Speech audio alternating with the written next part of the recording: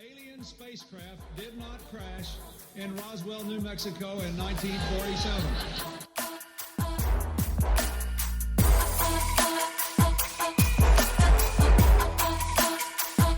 You know flat earthers, I guarantee it. But you don't know who they are because they're afraid of talking about it.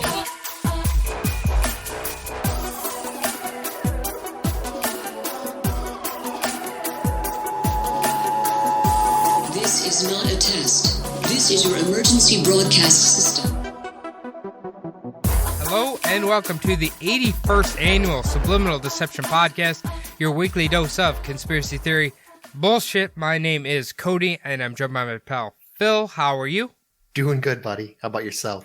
Not doing too bad. It's actually a delightful 72-degree October day in Minnesota. How is the weather in your neck of the woods? It's pretty good. I got the AC turned down to about 74 in here, and I haven't gone outside all day. So I just realized I really hate quoting the MK Ultra robot that is Al Roker, but he just does it so good. Yeah.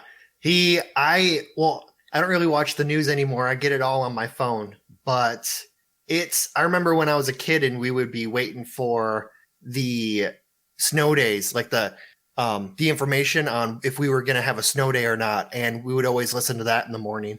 Well, you know what? He's always a cock tease because he never gives us the snow days that we wanted. But speaking of the news, obviously the big news right now is Mr.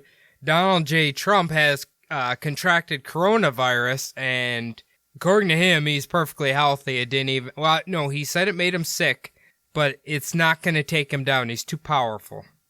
Yeah, he said that he has apparently superhuman genes, and he's not going to fall ill to this at all. But he is also getting some of the best medicine on earth and a cocktail of drugs that's keeping his fever down. Right. So, well, like I mentioned before we started recording, is from what Bianca had told me, that essentially the drugs that he's taking are kind of like they kind of give you the illusion that you're a lot healthier than you actually are, because they make you feel like Superman. Oh, definitely. Yeah, it's going, like, he's on like some pretty powerful steroids right now. He's on some drugs. Basically, it's like Weekend at Bernie's.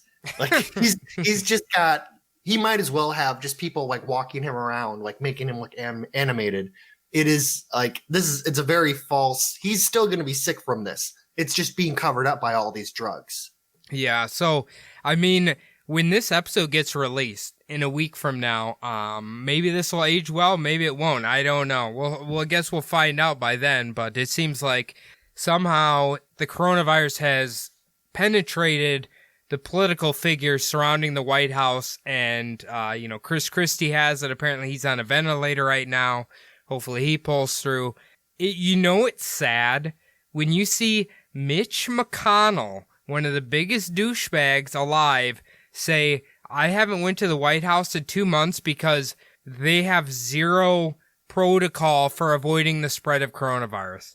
Yeah, nobody loves Mitch McConnell more than Mitch McConnell. Yeah. I mean, no one actually likes Mitch McConnell, but yeah, I mean, it is smart. He's a smart guy. He's not, and he probably understands that this is for real, even though publicly he probably, doesn't come out and say it. He knows that it's dangerous, and you can't just be walking into buildings not wearing a mask, walking around other people that you don't usually, come around not wearing a mask. So, well, no. What he was saying is that the White House, under the current administration, had zero protocols for masks and stuff. So he's like, I'm not going to go in there because that's a dangerous situation. Oh, no, that's what I mean. Yeah. He's smarter than that. He's not going to walk into that situation. It could be, too, because I feel like Mitch McConnell's so frail. If he gets too bad of gas one night, he could possibly pass away.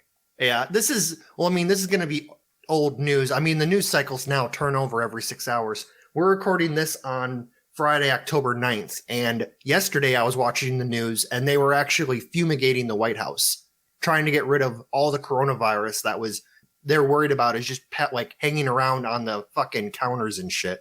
So apparently what do you think? I know Big Ten football starting up soon. Apparently the NFL is they're starting to look a little grim. They're having some problems. I've got Duke Henry. Luckily, I've got plenty of backs behind him that are strong. But that game got moved from Sunday to Tuesday. The problem is, if that game gets delayed again, then I'm having to decide right now on one of my running back slots if I can rely on that game happening, which is kind of shitty. I mean, they have had a ton of games. They've had a lot more games than people expected, but it's really starting to affect the scheduling now because one game gets canceled. That means that one team can't play another team. And if they push that game back, that means that if one of those teams is supposed to play Thursday, that means that game can't be played Thursday. They have to push that game back. And all of a sudden it has this ripple effect. Yeah. So, well, being that I live in Minnesota, and the week that the Titans broke out, they had just played the Vikings. From what all I heard from the insiders is the Titans were playing pretty fast and loose, and they knew one of their players had it, and they were kind of like hiding it, and then they had an outbreak. I believe it was one of the assistant coaches who first had it, and then they found out he had it. They played anyway, and because he was asymptomatic, and it turned out he had already given it to some of his players. And I don't think anyone on the Vikings has it though. No, it sounds like it's just the Patriots and Titans right now, from what I understand. Yeah, it's the worst case scenario for the Patriots though, because it's their fucking star quarterback who has it. Yeah. Is he still a star, you think? Cam Newton? He's coming back. I think with this new team, he'll be on the rise again. Well, I don't know. I don't know about him. They probably would have actually won the game last week if he was playing. I'll say that. But anyway, Phil, you wanted to mention something that you watched recently that I think might be of interest to our fans. Oh yeah, well, so you convinced me to get Amazon Prime, and recently since I got back from Minnesota for the documentary series watch-alongs that we've been doing. Hell yeah! And so I have been running, those are on Patreon, by the way. $2 gets you like access to those, just by the way. So I've been watching some of the series that they have on there, and I've been kind of like running through. I watched The Boys. I watched a few other ones, Man in the High Castle. I just watched one. It was pretty short. It was on Roger Ailes. It was called The Loudest Voice. I had no idea how much of a fucking scumbag that guy was. Yeah, like, he's a British boy, right? No, he's American. Oh, he is American. Rupert Murdoch is the owner of all of the News Corp, and he is, I believe, he's Australian. In the show, he says mate a lot, so I think he's Australian. Gotcha. But Roger Ailes is, I believe, he was from Ohio, and he just looked like a fat, disgusting pig. I was looking up pictures of him while I was watching the show, and he is disgusting on the inside as he was on the outside. He did some pretty horrendous shit. Yeah, the show gets pretty fucking bad at times, but it does end with him getting taken down. So I guess there's a happy ending at the end. Well, yeah, it was basically him getting his ass fucking kicked out of Fox News. So. Oh, man, maybe I'll have to check that one out. Maybe that'll be, well, I don't know. It sounds a little hard for you and I to do a watch along on it, but. No, it was 10 episodes an hour each. So I don't think we could do a watch along of, it's a series. It's not a, gotcha. Yeah, you remember the dude from 300? He plays Roger Ailes in it. He does a really good job. Oh, I see. So it's like a reenactment. Yes. Yeah. And one of the characters is played by the guy from Family Guy. He's on the Orville. I don't know. Seth MacFarlane? Seth MacFarlane. Yeah. MacFarlane. Interesting. Well, before we dive in the episode here, we'll just, what Phil was mentioning, $2 and up, you get access to, we currently have 4 videos. We have We Believe in Dinosaurs. Great. We have The Great Deceiver. If you want to learn about Satan, that one is, I don't even know. That one's hard. That was cringy as hell. We have The Time Traveler from 3036. Also cringy. Tremendously cringy. Yeah, and we have maybe my personal favorite, wheat and tears, all about the people who thought the world was going to end in 2011. Fantastic. And probably by the time this episode gets released, we're going to have Women of the Occult released, which is about witches, a Satanist, and vampires. Vampires, yep. Yes. So I re-watched that one. It's pretty funny. I'm not going to lie. So yeah, just jump over to patreon.com/subliminal deception and sign up today. Otherwise, let's jump into the episode, Phil. All right. Now, this week I decided to do another one that we probably will be repeatedly doing as this podcast goes along, much like disaster stories, much like time travelers, the ones we bring up. I wanted to cover superhumans, okay? Now, we're all familiar with things like superheroes and the X-Men, but could it be entirely possible that the next step in human evolution could provide certain humans with abnormal gifts or abilities?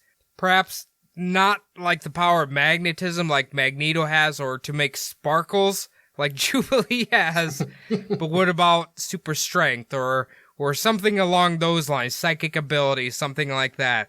I find this really fascinating when people seem to be able to accomplish feats without the assistance of technology. It's just them doing it themselves. So we're going to talk about 3 individuals in particular. Now, 2 of them are really cool. The third guy I thought I liked, but after I dove a little deeper into his story, I don't really like him that much anymore. And I have a feeling that you're going to know exactly who I'm talking about once we get to that point. So before we get into it, how do you feel? Do you think the next step in human evolution could be like super abilities or like super genes or something like that? Yeah, I mean, possibly it would be pretty cool if we all had, I mean, every time you say superhuman powers, you always do think of kind of like the X-Men or something like that. I believe it's maybe, I mean, you got to think realistically though, like what can the human mind actually accomplish? I mean, really stretching it might be telekinetic power, but that is super stretching it. I think that possibly the ability to endure like extreme conditions, like extreme heat, extreme cold, that kind of thing, something that your mind can overcome. Yeah. So maybe that kind of stuff, but the ability to fly, obviously not. No, not that stuff. What about, like, let's say, obviously telekinesis is psychic, but what about like people communicating through their mind without actually speaking? Well, I mean, it kind of, if you believe that aliens might be just super evolved humans from the future, and that is how they communicate. They all communicate telepathically. It would be something that I think the mind could do. Or maybe the body develops abilities like releasing certain pheromones that give off, thoughts to other people, something like that. But I'm not exactly sure about humans in our age being able to do stuff like that. Yeah, it seems like with humans generally throughout history, there's 1 step forward, 2 steps back usually. So it takes a while to get to that point. Now, the first 2 we're going to be talking about actually have proven genetic differences than the normal human being. The third guy is a more mental thing. So we'll start off with the one that basically everyone calls the real life Unbreakable. I'm assuming you've seen this M. Night Shyamalan movie. Yes, I've seen the M. Night Shyamalan movie. I believe I've seen a couple people who claim to be this. They claim it. Well, I mean, it's just little things that they found out that they can do, but they kind of look like they've trained their bodies to do it. So, gotcha. Okay. Well, this one we're not talking about, like, let's take an athlete for example, right? I think it's proven that if you have enough muscle mass, it can help your body avoid injury, right? Yes. I think even from what I've heard, I don't know if this is true or not, but like Barry Sanders, right? The man with the thickest thighs I've ever seen in my life. Apparently his thigh muscles were so strong both of his ACLs were torn, but he could still run because of all the muscles in his legs were so powerful. He didn't need those ligaments. That's what I've heard.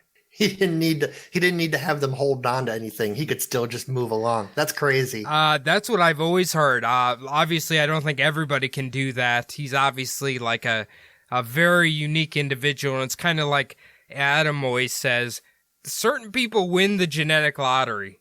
You know, you gotta get perfect aces across the board to win the genetic lottery, such as Barry Sanders did.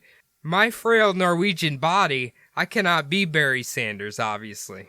No. So when you're talking about that, I was thinking about you know who Brock Lesnar is, right? Yes. So during a wrestling match against Kurt Angle, he was trying to pull out a shooting star press, which is when you're on the top rope, you do a backflip, and then you land on the guy on your stomach. So you start off in a standing position looking at them, you jump up in the air backwards and then land on them. The problem was he could do it. He had done it a ton of times in the past when he was in development, but Kurt Angle was too far away. Kurt Angle should have been much closer to him. So he tried to do it. The problem is he landed down on his head.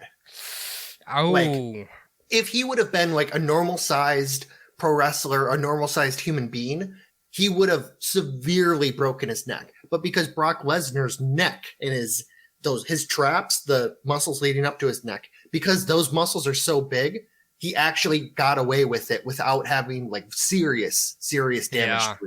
Any normal human would have severely broken their neck. I'm pretty convinced that Brock Lesnar doesn't even have a neck. He just has muscles. Yeah, it's just there's no neck. It's just giant torso leading to chin. There's no neck there. It's just he's one of those superhuman people who he doesn't have like a normal human body.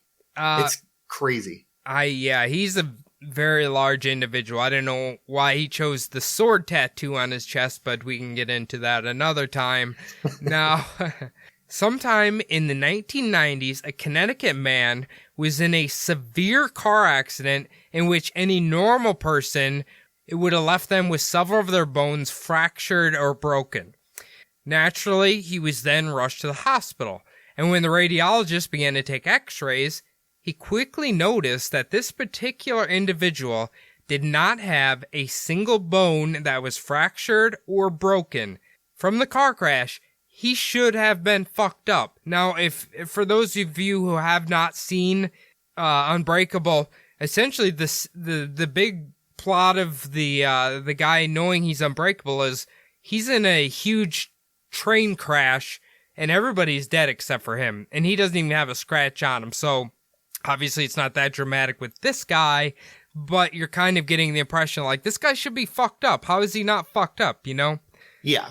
So from the x-rays, the radiologist, he could tell they were slightly more dense at first, but it was strange enough for him that he wanted to call in a bone expert to actually look really close at him. I didn't even know that was a thing, by the way. So they got something for everybody. So a bone specialist from Yale performed additional tests, and oh boy, he's in for a surprise. This man's bones were 8 times more dense than the normal human bones. And another particular thing that those testing him noticed about this man was that he had a unusually square jaw. So they believe that if you see somebody with a, unusually square jaw, they believe this might be a sign that they're carrying the gene for this extreme bone density, if that makes sense. So perhaps that's why maybe that's why humans, when they see someone with an extremely square jaw, they think that's very like a good looking feature on a person. Maybe it's because it's our brain telling us that they can take more of a beating and keep going than a normal human. They're survivors. They're tougher. It's like a subconscious sign that this would be a powerful mate or whatever. I guess that's kind of what you can break all that down to. Now, the really interesting thing about this whole ordeal is, upon looking deeper into the man's family, His entire family has that exact same gene that gives them basically unbreakable bones. And also in this study, this is really shocking to me. They apparently found a family in Omaha, Nebraska that has the same trait. I don't know. What, Cornhusker genes? What's going on there? Maybe they're just the kind of motherfuckers that are carrying around cows all day.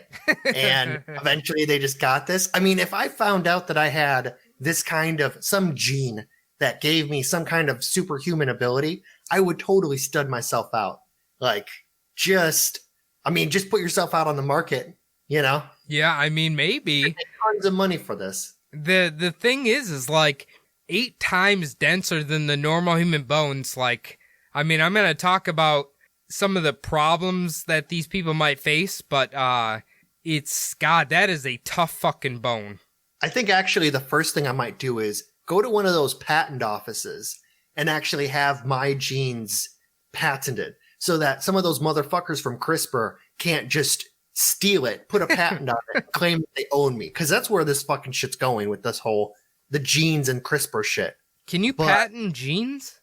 I believe you can, because there's actually precedent for it, because who's that fucking those assholes who make the pesticide resistant crops? Monsanto. Roundup. They actually have patents on genes for plants. And I believe that they're trying to make it say like, oh, if we can have the patent on genes for plants, we can have the patents on genes for humans. So I would get my genes patented if I had one of these superhuman abilities. Yeah, I think you're talking about Monsanto, which owns Roundup or whatever. But yeah, they are a despicable fucking company. They are horrible. I believe they're so despicable, they actually may have changed their name from Monsanto. Oh, well, we'll find you cocksuckers. They're that bad. Now, speaking of kind of the gene thing, when scientists discovered this, and as far as I could tell from the news articles, this was like in the last year or so, that they're trying to isolate that particular gene, which then they could either it would help them develop medicines for people who might have bone problems, or they were talking about genetic modification, which I don't really know that much about. It's kind of wild for me. But now there's something called osteoporosis. Are you familiar with this? Yes. Yep. Older people get it in their bones. Apparently young people can as well. Now, the thing that's really interesting about this disease is that it does cause your bones to be extremely dense, but they're brittle because the old bone cannot break down to form new bone. It's a process called bone remodeling. I didn't know that was a thing, but the interesting thing about the people with this specific gene with the unbreakable bones is they have the dense bones, but their bones regenerate normally like everybody else. So that's why their gene is so important. I mean, I think that's pretty fucking wild. Yeah, definitely. But just like I said, get a lawyer before you signed any paperwork, because they will fucking steal this from you. Definitely. You have your genes everywhere. It's interesting that the particular families in Omaha and Connecticut, like, everybody in their family has this gene. So it must not like skip generations or anything. Like, if you're born to, I don't know if it's the man or the woman in this situation, but whoever is your offspring, you're going to have this gene. Yeah, it sounds like it's a really dominant gene. They, I wonder if these people, I don't want to say they're inbred, but if they're from like Nebraska, possibly they, in the past, we talk about, cousin fuckers on a few episodes back with Rothschilds. I wonder if there was something like that, and that's why the genes became so dominant in this family. I mean, it could be. Couple cornhusking cousins get together. You never know what'll happen.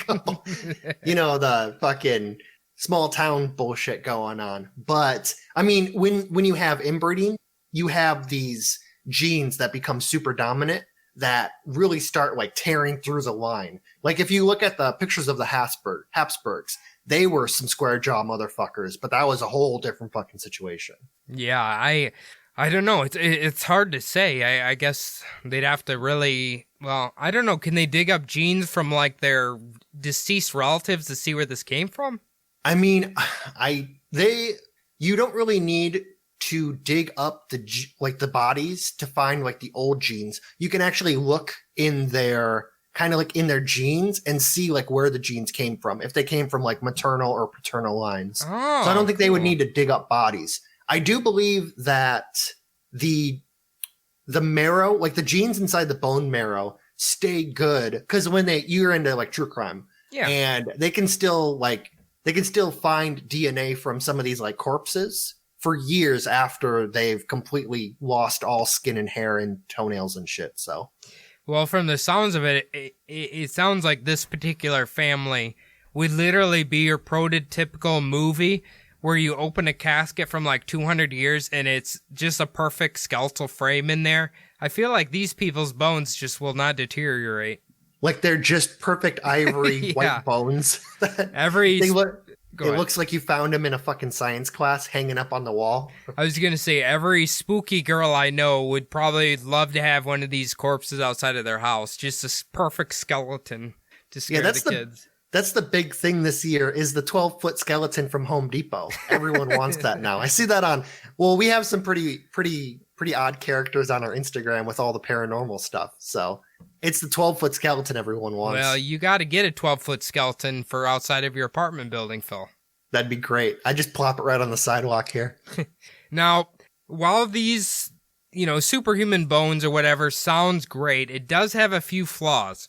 Now, the people with this extremely high bone density have reported that they have significant trouble staying afloat while swimming. So there's no buoyancy to them at all. They'll just sink to the bottom, apparently. That could be kind of dangerous. Now, another person with this genetic trait had to undergo several hip replacement surgeries, but because they could not screw the artificial bone into the actual real bone because it was too fucking dense. Ooh, that sounds fucking shitty. Yeah, so, I mean, we were talking, you talked about dead hips and shit last week. Yes. Imagine if you couldn't even have surgery because they could not screw into your fucking bones because they're too tough. Yeah, well, you were talking about people who have a really hard time floating because they have very dense bones. It made me think of birds. The reason why birds can fly is because they have extremely hollow bones, very light bones that allow them to fly without, they don't have like a lot of weight from their bones that weigh them down. So they're able to fly. So I could see someone with extremely dense bones not being able to float at all because you want, a little bit of space in your bones, I guess, to be able to float. Yeah. Well, you'd think by that logic, shouldn't Mitch McConnell be able to float, Phil? Or He's got fly, that neck. fly. You would think a stiff wind would just catch up in that neck and he would just float like fucking like a grocery bag from a store, just float away in the wind. That droopy face would turn into flaps and he'd just start flying off. He's like Dumbo, his fucking flaps just All right, now let's move on to our superhuman number 2 here, Phil. The man who can eat anything. Have you ever heard of this guy? No, I have not. Okay.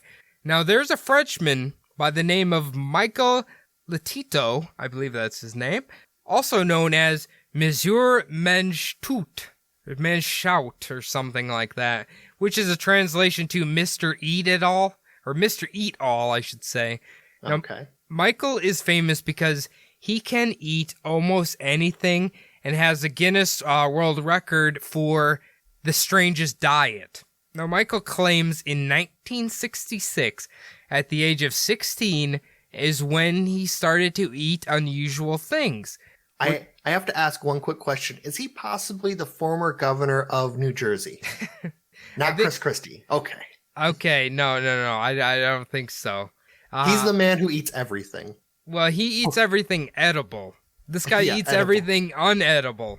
Big difference here. I figured that's where it's going. Hopefully he does not die next week and we don't have to edit that out. But you know what's funny is, the hot dog eating contest guy? Yes. they include him with like having a superhuman trait because of how his stomach's set up in his body. Yes, he has his stomach. I've actually seen that. There was a documentary on him. His stomach actually sits a lot lower, which allows for more room to expand. Yeah, so maybe in a future episode, we'll be talking about Hot Dog Man here. Now back to Michael. Like I said, at the age of 16, this is when he got this craving to start eating weird shit. This is when Michael started to perform in front of people, and he would generally eat things like metal, glass, rubber, ceramic, or other materials. I would assume, not supposed to eat unless you're a goat or a shark or something. Michael then stepped his game up by consuming, this is over several years, by the way, 18 bicycles, 15 shopping carts, 7 televisions, 2 skis, a coffin, a bed, a computer, and his biggest accomplishment of his career was eating an entire Cessna 150, which he would have to eat over 2 fucking years, eating it, piece by piece. So, what do you think? Could you digest any of this stuff, Phil? I mean, it looks like he started doing this, you said at 16, so I'm assuming he was doing it to get laid. I wonder if it actually worked ever. But, I mean, you hear that thing about people who eat a lot. Like, where did they put it all? Like, was he shitting this stuff out? Like, well, we'll be talking about his guts here later on here. So, well, look, Phil, I think you should change your Tinder profile to be like, I ate a coffee pot once or something like that. Maybe it'll help you. You never know. I ate a coffee. I once consumed an entire television. There you go. I ate an Xbox One X. No regrets. I don't know. Put something like that on there. I don't know. Now, Michael generally eats about 1 kilogram or 2.2 pounds of different material every single day. Fuck. His secret, according to him, is to drink it with mineral oils and a ton of water. Okay, so I guess you can eat whatever you want if you have mineral oils and a shitload of water. Though those crazy ladies from the mall are correct. Mineral oils can cure anything. Holy shit. See? Look. Essential oils. I was going to say, if you will finally give in and allow the essential oils to come into your life, Phil, you can eat anything. Don't ever worry about starving again. Just start eating the shit in your apartment. I won't have to worry about selling my crappy car and getting a new one. I could just eat it. That'd be perfect. You can you can eat the shell of it and still drive it, so you can get substance for about a year. Then when it's almost stripped down, then you get a new car and finish that one off. So I don't know if we're going to talk about it in a little bit, but does he actually eat normal food also? Or is it just metal and plastic and fucking bits like that? We'll kind of talk about that in a second here. Now, okay. They estimate that between 1959 and 1997, Michael had eaten about 9 tons of metal. That's Jesus. A lot of fucking metal. Now, we're probably all wondering, how the hell does this man eat things like metal and rubber and even consume things that generally are poisonous to some, most of us, and he doesn't die? Well, upon looking closer, Michael suffers from an eating disorder known as, I think it's pica or pica, one of the two. Now, pica is a psychological disorder in which the person has an appetite for substances that are largely non-nutritive. In addition to that, now this is kind of where his, I'm air quoting here, superpower comes in.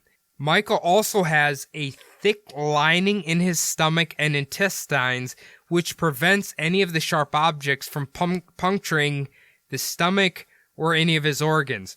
Additionally, Michael's digestive juices are abnormally powerful, which allows his body to break down all the weird shit he eats. So, to answer your earlier question, I think he does shit it out.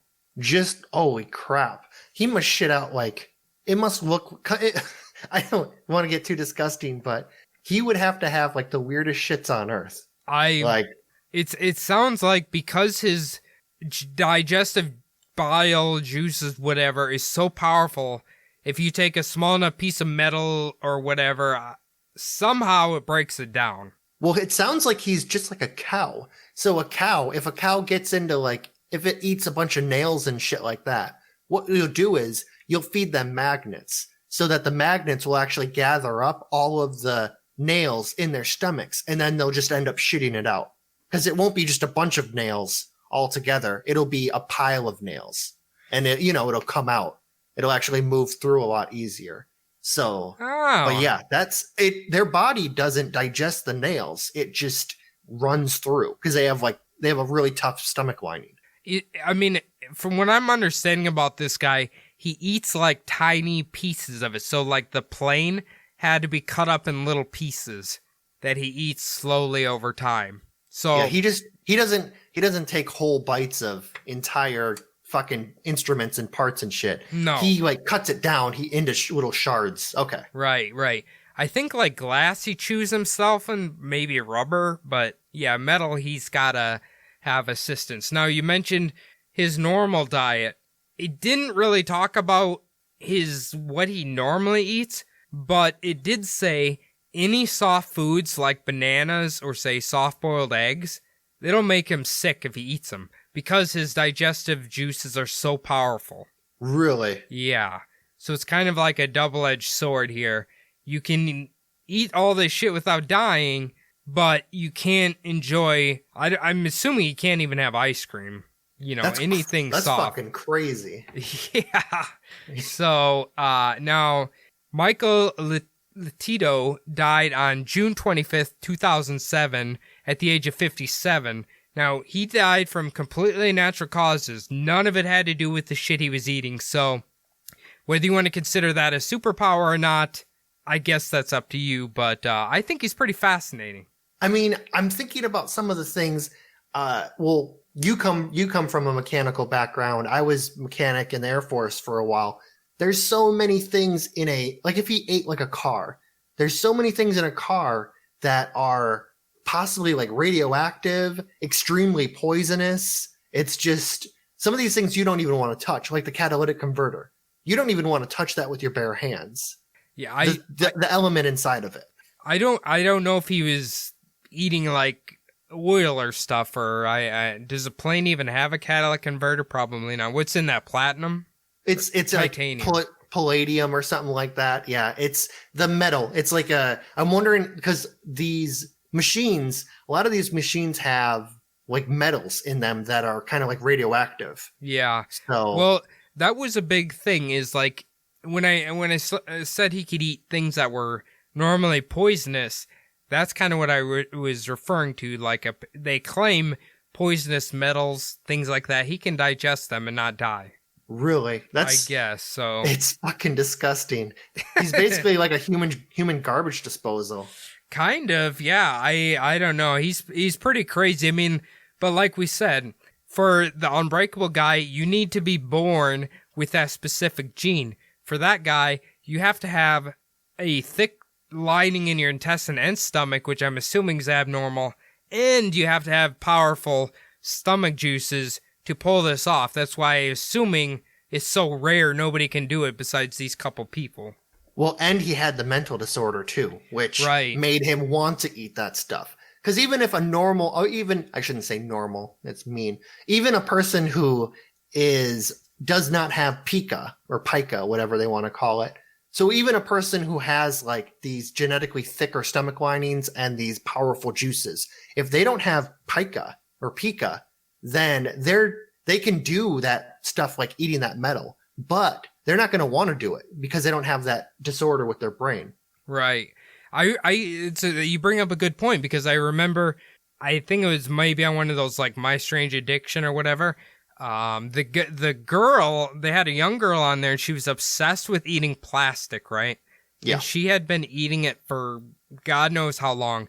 They took a CAT scan of her liver and it was so big and inflamed from her eating all of this plastic, which I'm assuming means she cannot digest it like Michael can. Yeah, so don't eat anything that you're not supposed to be eating because your liver gets toast you're toast pretty much.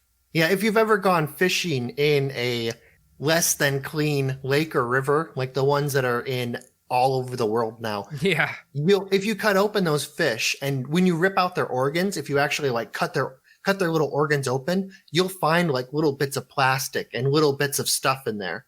Stuff that isn't supposed to be in those lakes and rivers. I imagine that's what her fucking liver looked like if they opened it up.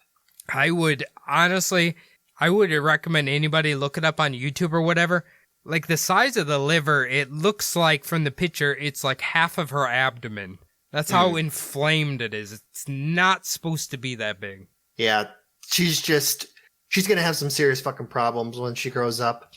Yeah, it's just like that. Or there's people who eat their hair, then it bundles up in their stomach. Like there's, people eat weird shit sometimes. It's like I have mental disorder, I guess, that you kind of get addicted to eating that weird stuff. Yeah, I used to know a person who would like pull out their hair and then like chew on the ends of it. And it's like, dude, you're going to go bald anyway. Like baldness is in your family. Why are you doing this? Like, well, I don't think normal people can digest hair. No, as far they as can't. I know. Yeah. He used to just chew on the ends. It was fucking disgusting. Ugh. All right, let's move on to our last gentleman here, the Iceman, Wim Hof. Do you know this guy? No, but that is a stellar fucking name. I like that name.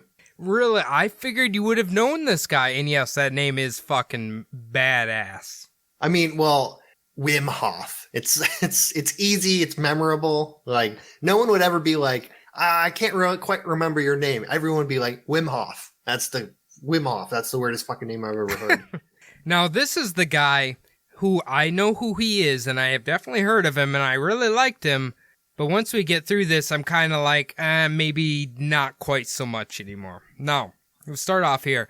Wim Hof was born on April 20th, 1959 in Sittard, Limburg, Netherlands. So he's a wooden clogs boy. Yep. Now, what is extraordinary about Wim Hof is his ability to endure unnaturally cold temperatures that would normally kill you via hypothermia, obviously. We're familiar with this growing up in the cold fucking Midwest. Yes. Anytime when it gets cold enough that you can take a hot glass of water, throw it up in the air, and it immediately turns into like a frosty mist, that definitely is fucking cold. Yeah, I know, Bianca just came here last year. I think it was her first real winter. She experienced what it means to be cold, but the real winter. Yeah. Now, Wim claims that all of this started at the age of 17 when he got a weird urge to jump into the absolutely freezing cold waters of the Beatrix Park Canal. I think I said that right. This is his quote. I felt this attraction to the cold water, and then, after I went in, I felt this understanding. An inside connection. It gave me a rush. My mind was free of gibberish. It's because your brain was in survival mode. Well, we're going to learn that's kind of the secret to his success. Now, apparently after this, Wim would continuously keep jumping into this particular frozen lake. Like you said, you go home, you watch Netflix, play a video game.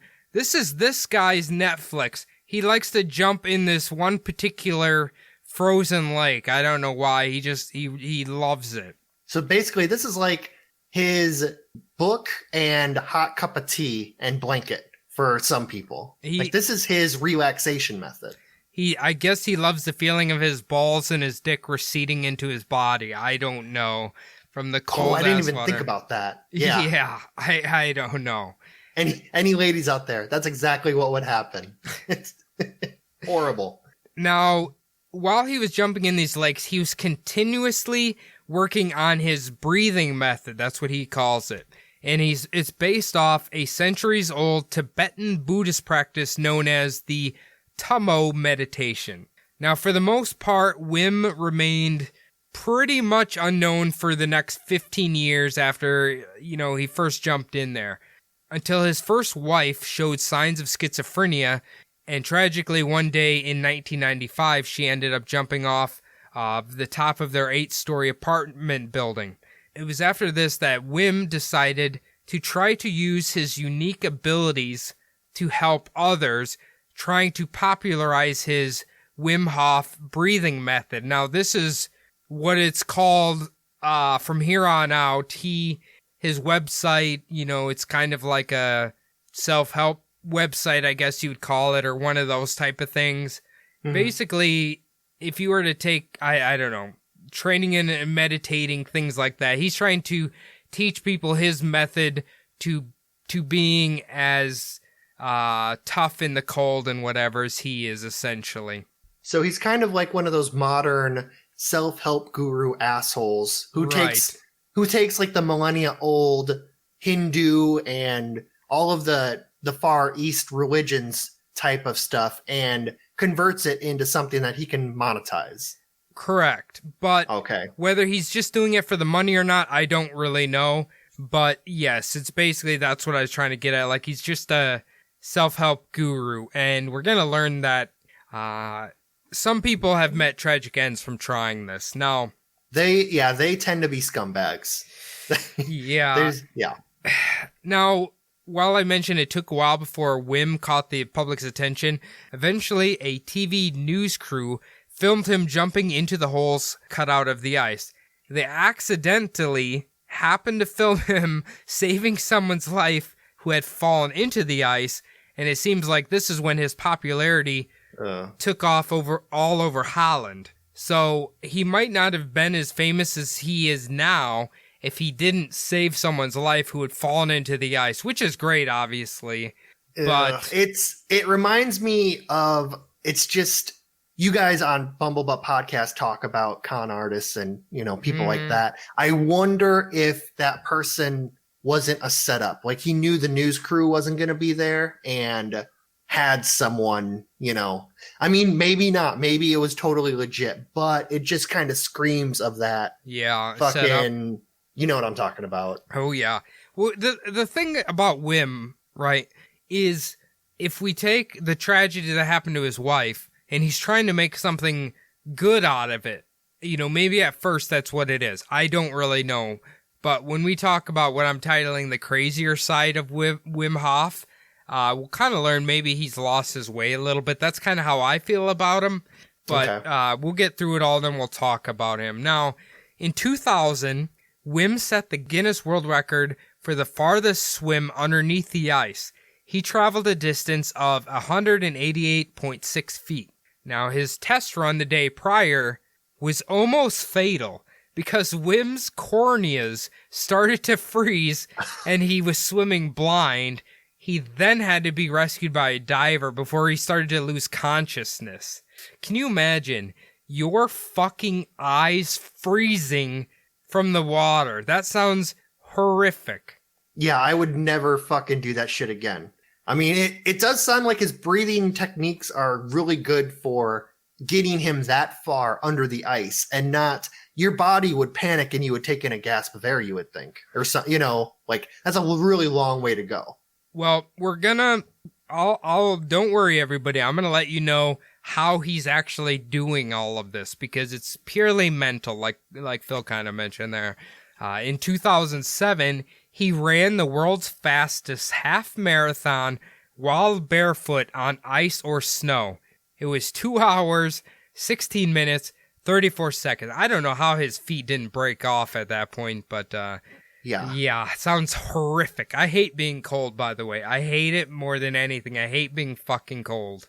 Oh, yeah, I moved to this fucking desert hellhole just to get away from the cold. I hate it. Like, if you think about people, like, let's say, department stores, grocery stores, the people who have to stock the freezers, forget it. You could never convince me to do that. Oh, no, it's definitely. You were saying he ran, it's a half marathon, so it's 13 miles. So 2 hours, 16 minutes. I thought it was a full, you said like a full marathon in my head. But 2 hours, 16 minutes is pretty good time for a half marathon on any surface, let alone ice and snow. We'll give him credit. This dude is like insanely athletic, by the way. So yeah. But in 2007, Wim tried to climb Mount Everest wearing nothing more than shorts and shoes, but he injured his foot, so he had to derail being able to complete that. I don't know if his fucking foot froze off. I don't know what happened, but something happened there. Yeah, that sucks because Mount Everest, you hear about people, if people get injured while climbing Mount Everest, people, like, they have to be carried down.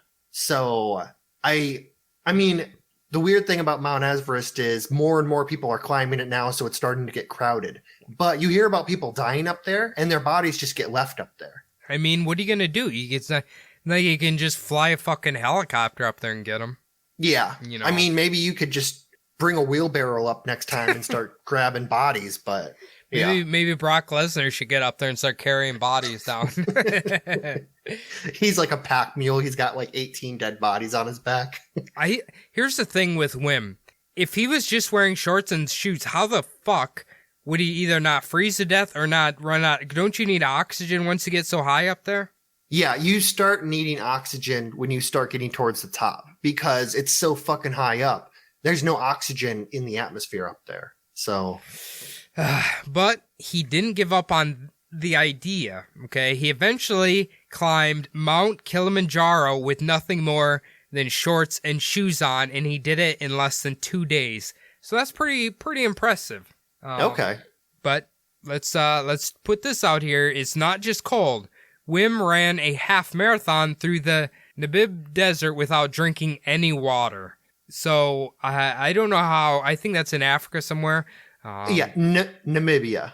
It's kind of like the region of one of the countries. It's an old, like back in when there was like the Roman times and it's Namibia. It's an old kingdom. I'm assuming he did it with no shoes on because that kind of seems to be his thing. But damn, 2 hours through the desert without drinking water. It's pretty impressive. Oh yeah, definitely. I don't know. I mean, it's crazy that his mind not only can like put out the cold, but also put out dehydration. It's you gotta hold on. We'll get there, but he has like an ability to control a part of his mind that nobody else seems to have. It's kind of like his power. Now, Wim also holds the record for spending 1 hour, 52 minutes, and 42 seconds in a tub of ice water. Most people cannot make it more than, I think the normal person's like 10 minutes to 13 minutes, somewhere in there, before their body starts shutting down. So, it's pretty clear that this guy does not mind being cold, but as far as like how he's doing it, let's talk about how he does it. Okay. Now, this is what I'm titling the crazier side of Wim Hof. Now, according to Wim Hof, you can obtain any of these, quote, supernatural abilities yourself using the Wim Hof method, as it is so called, which is what he calls a health-restoring way of deep breathing. Wim basically claims that you can gain control of your own immune system. Now, much like other holistic methods, Wim claims if you train properly, you can cure MS, arthritis, diabetes, fear, depression, anxiety, pain, PTSD, bipolar disorder, cancer, and anything else you put your mind to. Now, this is where we get into the let's pump the brakes a little bit here, Wim Hof. Yes, definitely. This is where it's starting to get into the dangerous, what you guys talk about, that the doctor from the 1800s who used to sew goat balls into people to cure their impotence. Yeah, my guess would be that Wim doesn't suffer from any of these ailments, so he doesn't have to worry about them. You know, definitely a charlatan. That's the word I was trying to think of, a charlatan. I think the thing about him is that differentiates him from maybe a normal charlatan is I kind of think in his own mind he thinks he can conquer all of this, but he doesn't realize that, number one, he probably can't, and number two is that someone can't just will the cancer out of their body. You can't just will that you don't have MS anymore. It doesn't work like that. You know? Using his advanced method of breathing. Yeah, definitely. Mind over body type situation. my aunt has MS. I'm sure she wishes she could get rid of it, but there's a lot of people in the world I'm pretty sure wish they would never had MS, but it just unfortunately we're not quite there yet. All right, now this is probably my favorite Wim Hof story here, Phil. Okay. Now, Wim wanted to. I don't know why Wim did this. Okay, Wim claims that once, for some reason, he decided to give himself an enema while swimming in an Amsterdam fountain. But little did he know that this fountain jet was a little bit more powerful than he expected, so the water tore through his colon and his fucking stomach. Now, where the proof part of how tough he is comes into play is Wim claims that he did not take a single antibiotic to cure himself after he had a hole punctured through his stomach and colon. Ugh.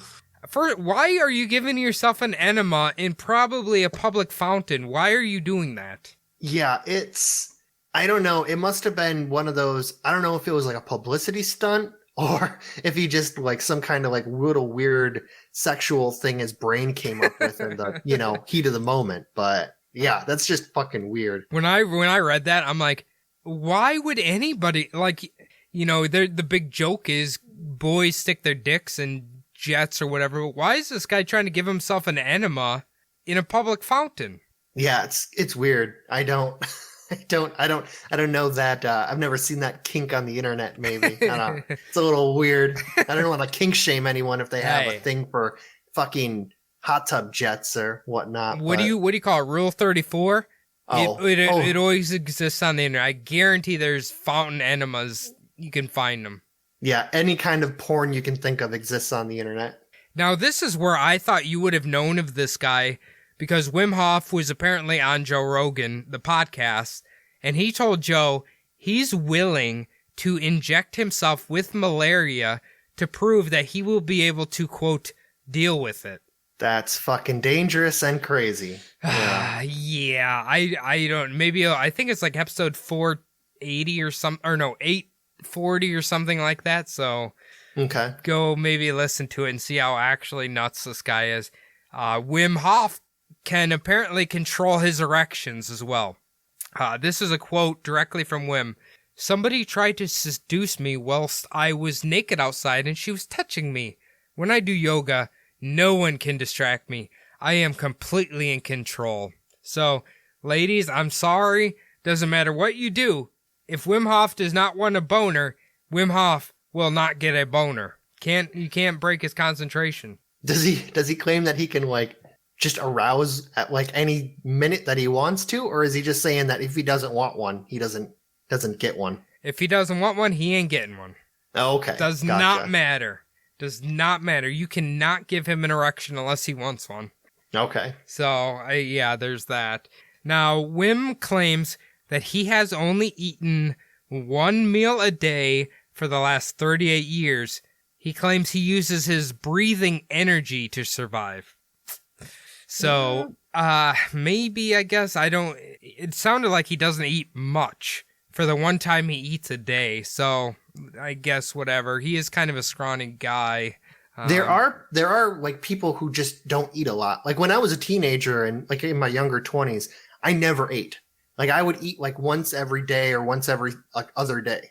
So I can see how over you can just kind of train your brain to do that. But now I can't even imagine going, the whole day without eating at least twice. So here's the thing about Wim though, that if you look at pictures of him, he's pretty athletically fit and all this running and everything he does.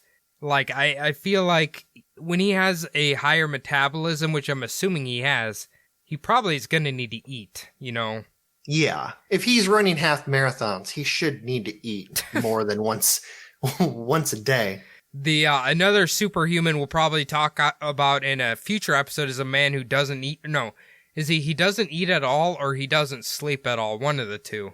Okay. Yeah, but we'll get to there's a lot of weird people, kind of extraordinary people. Now, Wim claims he doesn't need to do drugs, okay? Because he can trigger his own DMT gland. Really? This must have gotten him on Joe Rogan. Probably. Joe Rogan talks about DMT all the damn time. Yeah, I've heard it gets a little obnoxious from old Joe Boy there, but Wim claims he has complete control. He can just trigger it whenever he wants. So there's that. Now, does the Wim Hof method actually work? Well, this is kind of a yes and no thing from what they've been able to prove. A study found that Wim and certain disciples of his were able to manipulate their brain into triggering certain reactions. What this means is basically Wim Hof they're pretty sure he had accidentally triggered his ability to trick his body into releasing either dopamine or serotonin, which is normally only released under extreme stress. So this is kind of how he does it. He can control those receptors or whatever that for the normal person only gives you them when you need them. He can apparently do it on command, which is what, when he triggers them, he can then put himself into a euphoric state, essentially, which allows him to block out pain from being cold and stuff like that. So he's basically, instead of just being able to he's like in a doped up state, and he can trigger his fight or flight. Yeah, he can trigger it whenever he wants, which gives him the illusion that he's somehow a super tough man, I guess, or whatever you want to call it. Yeah, it's just like if you were in an MMA fight, but instead of being clean when you walked into the ring, you were injected with some kind of like steroid that made you just not feel the pain or something like that. Some kind of pain blocker. And everyone's like, wow, that guy just got punched in the face and didn't even notice it. Well, he didn't feel it. Kind of like Donald Trump right now. Oh, yeah. Definitely. He should be in bed near death, but really he's just like Weekend at Bernie's, like we were saying, just a puppet on strings, just running around. So, I mean, with Wim, you could kind of put it as a supernatural thing, but it kind of sounds like somehow the doctors basically said they believe maybe when he was jumping in the cold water or something, he was able to somehow trigger some ability that only he has, that not everybody has, where he's able to manipulate his body to releasing these certain things. That's what they think he did. Now, like we said, he can block out pain and stuff like that, or maybe do whatever, but I highly doubt he can cure every ailment on the planet. And not to mention, 4 people have died trying to do the Wim Hof method. So there's blood on his hands. Apparently these people were trying to do these breathing exercises and accidentally, I think, suffocated themselves or something like that. So you got to be careful when you're doing stuff like this. You know what I mean? Well, when it comes to like training any part of your body, like training mentally, training physically, that kind of stuff, you always want to start at the beginner level if you're just getting into it. Like if you have a buddy who's been lifting weights for 10 years, and then all of a sudden you're like, oh, I would like to be big like him. I think I'm going to do like 20 bench presses of 250 pounds. You're going to hurt yourself. Yeah. You can't start at the fucking extreme pro level. You have to work yourself up. You got to start with the bar for, a few reps. You can't just do this advanced breathing method and survive all these crazy things like he does. You've got to start little. Work. You got to work your way up to it, basically. He's got 38 years on you of doing this shit. Yeah. You know what I mean? I was going to say, I think like Harry Houdini, I think he did like advanced breathing to survive some of the feats that he did also. I'm sure he did. I mean, there's that one guy, I think he was in the list too, the guy who can hold his breath for like fucking, God, how long was it? Like 7 or 8 minutes? Yeah, like he doesn't. Go ahead. I was gonna say, yeah, he didn't just like decide one day, like, oh, I'm gonna see how long I can hold my breath, and he held it for 8 minutes. Yeah. It was the first time he did it, it was like 58 seconds, and he's like, the next time it's like, okay, 1:10, good. Then he just kept working on it and working on it. He didn't start at 8 minutes. It's kind of funny. It mentions me now, like the Wim Hof, where it's like, oh, you just got to tell your brain to do this or do that. Like, that's not that far off of Dianetics, really.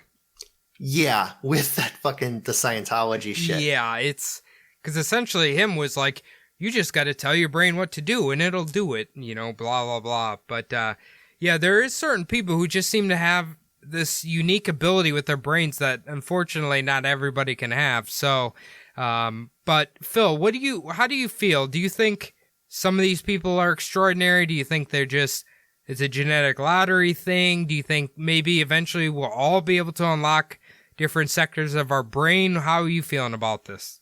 Well, I mean, really with the first two people, genetic lottery. I mean, they happen to have these little weird things about their genetics and everything just kind of lined up. It sounds like for the second guy, if his body actually has strong stomach acid that can break this shit down. The problem is when you take in poisons like that, I mean, those are going to enter your body. So I wonder, like, if those poisons like ever built up or anything like that. It said he died natural causes. Yeah. The third guy, I mean, he just was able to train his brain into doing special things, which I think most people probably could learn to do if they were really behind it and they worked their way up. For Wim, when I was really thinking about him, I feel like he kind of had the ability at first, right? Then he had the extremely tragic event of his wife, committing suicide. I feel like something triggered in him, and then it just kind of like set him off on this path. That's kind of how I feel from like a psychological standpoint, but because sometimes Definitely. tragic events like that can just, make people do this or that. So I don't know. Kind of snaps them out of like their normal routine and puts them on that weird path, like you were saying. Yeah, I could definitely see that. I mean, it is, if you look at videos of like the Buddhist monks or the monks in the Far East who like practice these meditation and breathing methods, there's some of them. It was a Buddhist monk. He was sitting in snow and he started meditating and he actually forced his body to heat up. And he was heating up the area around him so much that the snow started to melt. In his a circle around him, the snow started to melt. So I mean, you know what? Maybe people like the Buddhist monks or whatever, they can tap into things that are normally stuck in our subconscious. I mean, that could be something in the future that all humans could do or whatever. From what I've heard, I don't know how true this is, but if you didn't have a subconscious part of your brain and you had to try to control everything, you'd basically go insane. Oh yeah, even having to force yourself to breathe would be like, if you didn't have that thing where it just said, okay, we're going to walk left foot in front of right, left, right, left. If you didn't have that, even walking, you wouldn't be able to do it, because having your brain manually control all of your, like if you had to manually control all of your muscles it took just to smile, it would be extremely hard. Yeah. Like everything. But apparently talking would be impossible. Yeah, apparently you can unlock some of that crazy shit in your brain, because the brain's obviously very powerful, and don't really know a lot about it. We know a lot, but we don't know everything. But any of these powers that you'd like to have, Phil? Well, I think I don't know if it's a power, but getting your brain to do crazy things would be pretty cool. I don't know what I would use them in everyday situations, but it would be kind of cool if it is obviously, there's like, I love sci-fi, and there's a really bad dystopian aspect whenever you tell the story of like a CRISPR or someone like manipulating genes and like what happens. Did you ever watch, I told you to watch The Boys on Amazon Prime? I have not yet. Those people, they're I'm going to give it out a little bit, but so basically they have they're superheroes, and they act like gods. They are total fucking assholes to everyone, especially the main superhero. And really, when these people, if you gave just a normal human these abilities, it turns them into monsters. And you can definitely see, like anyone, it happens with money. When you give someone too much money and too much power, they turn into just absolute fucking monsters a lot of the time. Like these Jeff Bezos characters, just a fucking evil, horrible person. Yeah, exactly. If anybody's seen the movie Brightburn, which is, have you seen it? I have. It's like the Superman story, but he's a heel, not a face, right? It probably would be what Superman would actually do if he arrived on Earth. Yeah. Like, yeah. Yeah. There's a great, I think it's a comic book series. I believe they may have turned it into a movie. It's a alternate universe or alternate dimension Superman story where instead of landing in Kansas, Superman lands in Siberia and the communists get control of him. Ooh, I bet that's a good one. That would be a good one to, yeah, I don't know if they have that movie. I would like to watch it though. It would be pretty good. Batman basically has to try to take down communist Superman. I think is what it is. Anyway, if you've read this comic, where can you let us know about it at, Phil? Well, they can hit us up on our brand spanking new website, a lot of you guys have gotten a hold of us through it. It's pretty awesome. It is Weirdos United Network, and you can get to that website pretty easily. Type in www.subliminaldeception.com. There you can find an easy contact link that you can get right to our email. You just pop in your name, give us your message, and it sends straight to our email. It's really great. You can also find our Patreon on there. You can find our old archived episodes. You can find anything. If you want to get to us, just the old method of just hitting us up on regular email, it is subliminaldpodcast@gmail.com. Cody and I love to hear from you guys. It's always great to hear from the fans. Easier method to hear from us, or to get a hold of us, I should say, is just on our Instagram. Probably the easiest way. Subliminal Deception Podcast on IG. Cody and I also have our own Instagram accounts. Mine is SDPodPhil. I check it more often than I used to and love hearing from you guys. Cody, what's yours? Yeah, you can follow my personal Instagram at CodySabab. Oh, also about the website, let me mention this as well. If you'd like a Subliminal Deception sticker, they are on sale there. The 5x5 extra large stickers, so get those as well. The other thing we need you guys to do is to log on to iTunes, leave the show a 5-star review. Doesn't really matter what you say, just type I love CRISPR, I hate CRISPR, doesn't really matter. If you're a Spotify user, simply hit that follow button, and you'll always be updated when we drop the newest episode. Otherwise, guys, I hope you enjoyed the episode this week, and we will see you next week. Thanks, guys.